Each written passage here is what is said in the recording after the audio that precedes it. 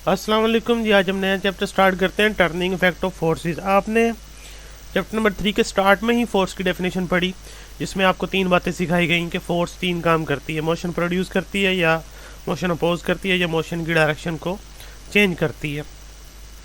तो मोशन जो फोर्स है पुश एंड पुल को बोलते हैं सिंपली। तो यहाँ पर टर्निंग इफेक्ट ऑफ फोर्स देखेंगे, यानी फोर्स जो है ना रोटेशन भी प्रोड्यूस करती है, लेकिन उसके लिए कुछ कंडीशंस है, वो इस चैप्टर में हम सीखेंगे। तो सबसे पहले तो ये छोटी सी रियल लाइफ से एग्जांपल कि आप स्पैनर यूज़ करते हैं एक नट को लूज़ या टाइट करने के लिए। देखिए आप रोटेशन प्रोड्यूस करते हैं उसके अंदर, या एक आप टैप खोलते हैं यानी टूटी खोलते हैं, और वो उसको खोलने या बंद करने के लिए, बोतल का ढकना खोलने बंद करने के लिए आप उसको रोटेशन देते हैं। तो ये फोर्स के टर्निंग इफेक्ट हैं जो हमारे रियल लाइफ के अंदर जो है ना हम यूज़ करते हैं। तो सबसे पहले जो स्टार्ट जो है वो डेफिनेशन से है, बेसिक कॉन्सेप्ट है वो देखिए। सबसे पहले है like and unlike parallel forces. Parallel क्या होता है? अगर एक ही डायरेक्शन में एक्ट करें तो उसे हम पैरेलल बोलते हैं सिंपली। लेकिन लाइक पैरेलल और अनलाइक पैरेलल ये नए वर्ड्स हैं। तो देखिए लाइक पैरेलल क्या होगा। अब फर्ज कर लें ये एक बैग जिसके अंदर बहुत सारे एप्पल्स हैं। हर एप्पल का वेट जो होगा वो डाउनवर्ड होगा, क्योंकि वेट एक फोर्स है जो एक बॉडी के ऊपर एक्ट करती है फ्रॉम द अर्थ, जो है ना वो उसके ऊपर एक्ट करती है, यानी अर्थ की ग्रेविटेशनल फोर्स जो होगी वही उसका वेट होगा।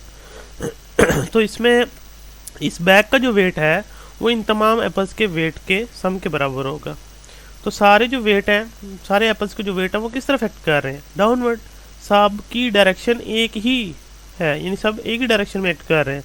तो ये सारी जो फोर्सेस होंगी उसे हम नाम देंगे लाइक पैरेलल फोर्सेस।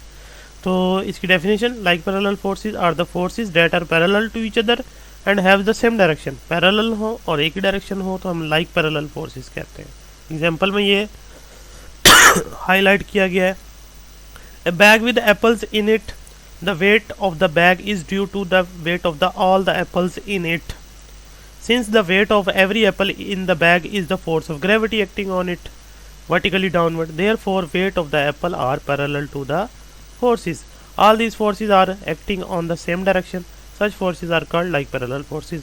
हर एप्पल का वेट जो है वो फोर्स ऑफ ग्रेविटी है, तो हर जो फोर्स है वो डाउनवर्ड है, पैरेलल और same direction, like parallel forces हो गई।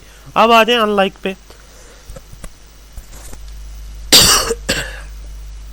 तो अनलाइक पे जो है सबसे पहले देखें, एक एग्जांपल है कि एप्पल को आपने एक स्ट्रिंग के साथ बांध के स्टैंड के साथ जो है लटका दिया यहाँ पे।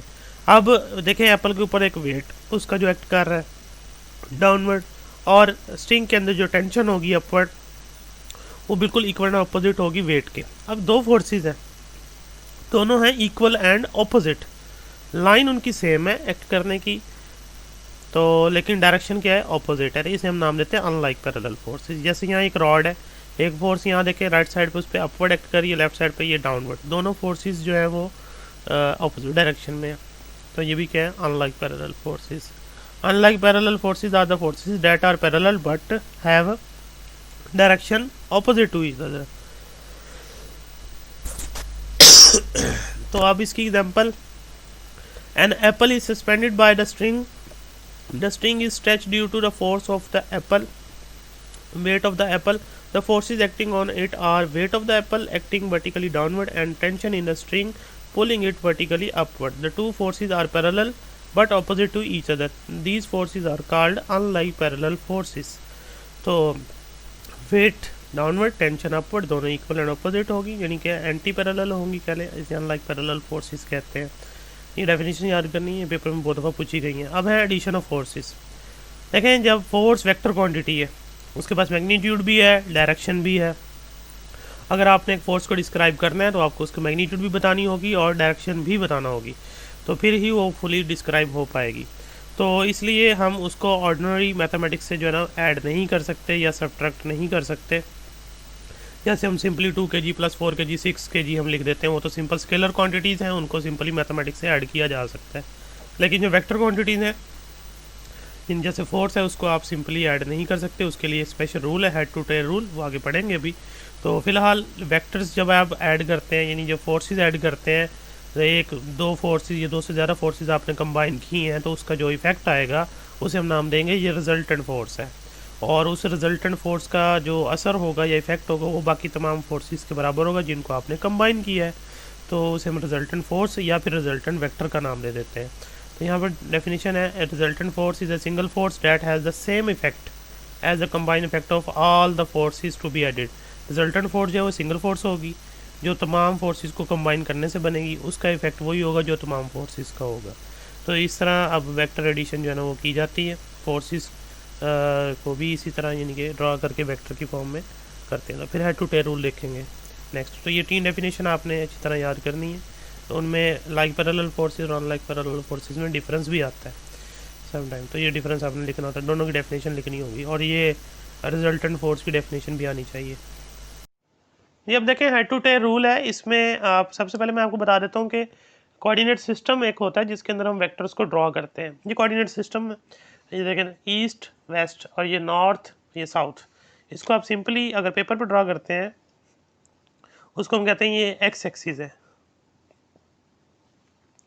और ये वाली जो रेफरेंस लाइन है ये वाई एक्सिस है।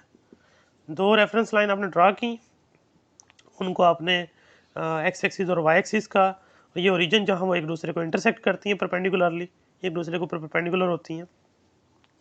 तो अब ये जो रेफरेंस एक्सिस हैं ये 2 डायमेंशनल सिस्टम को डिनोट कर रही हैं, यानी 2 डायमेंशन इसके, एक्स एक्सिस और वाई एक्सिस। अब यहाँ ये वाला जो रीजन है इसे हम कहते हैं ये फर्स्ट क्वाड्रेंट है, ये सेकंड क्वाड्रेंट है, ये थर्ड क्वाड्रेंट है और ये फोर्थ क्वाड्रेंट है। अभी फ़िलहाल आपने जो यूज़ करना है वो फर्स्ट क्वाड्रेंट ही होगा, बाकी सेकंड थर्ड और फोर्थ का यहाँ एप्लीकेशन नहीं है, वो आगे चल के जब आप फर्स्ट ईयर में जाएंगे वहाँ इसको यूज़ करेंगे। फ़िलहाल आपने इतना याद रखना है कि ये आप जो कार्टेशियन कोऑर्डिनेट सिस्टम है, इसको कार्टेशियन कोऑर्डिनेट सिस्टम भी कहते हैं, 2 डायमेंशनल कोऑर्डिनेट सिस्टम भी कहते हैं। तो कार्टेशियन कोऑर्डिनेट सिस्टम के अंदर आपने सिर्फ फर्स्ट क्वाड्रेंट यूज़ करना है, जिसके अंदर एक्स की वैल्यू पॉजिटिव होती है और वाई की वैल्यू भी पॉजिटिव होती है, जबकि सेकंड में एक्स की वैल्यू नेगेटिव होती है। लेकिन ओरिजिन से लेफ्ट साइड पे आएंगे माइनस वाले नंबर आते हैं, राइट साइड पे चलेंगे तो पॉजिटिव नंबर है, और इस ऊपर जाएंगे तो वाई के पॉजिटिव नंबर है, नीचे जाएंगे तो वाई के नेगेटिव नंबर है। तो अब सेकंड क्वार्टर में आ जाएंगे एक्स नेगेटिव वाई पॉजिटिव है, थर्ड क्वार्टर में आ जाए एक्स भी नेगेटिव वाई भी नेगेटिव, फोर्थ क्वार्टर में आ जाए एक्स पॉजिटिव और वाई नेगेटिव। लेकिन फिलहाल आपने फर्स्ट में रहना है, एक्स पॉजिटिव है वाई भी पॉजिटिव है, ये बात याद रखनी है। इसके अंदर वेक्टर ड्रॉ किया जाता है, डायरेक्शन कैसे आता है ना वेक्टर, क्योंकि मैंने अभी बताया आपको कि वेक्टर जो होता है उसके पास मैग्नीट्यूड भी होती है और डायरेक्शन भी होती है, पिछले चैप्टर में भी आपने सीखा था। तो यहाँ अब वेक्टर्स को ऐड करना है, उसके लिए हमारे पास रूल है हेड टू टेल रूल, क्योंकि वेक्टर के पास सिर्फ मैग्नीट्यूड नहीं बल्कि डायरेक्शन भी होती है, इस वजह से ये रूल जो बनाया गया। सबसे पहला काम ये होता है अकॉर्डिंग टू स्केल आपने वेक्टर ड्रॉ करने हैं। स्केल से क्या मतलब है, जैसे ये वेक्टर की लाइन लगाई है, लाइन की जो लेंथ होगी वो वेक्टर की मैग्नीट्यूड को शो करेगी। आपने मेंशन कर दिया कि 1 सेंटीमीटर 1 न्यूटन को शो करेगा, 5 न्यूटन की फोर्स आपको 5 सेंटीमीटर की लाइन लगाना होगी। डायरेक्शन जो भी होगी ईस्ट वेस्ट नॉर्थ या साउथ उसके डायरेक्शन के अकॉर्डिंग।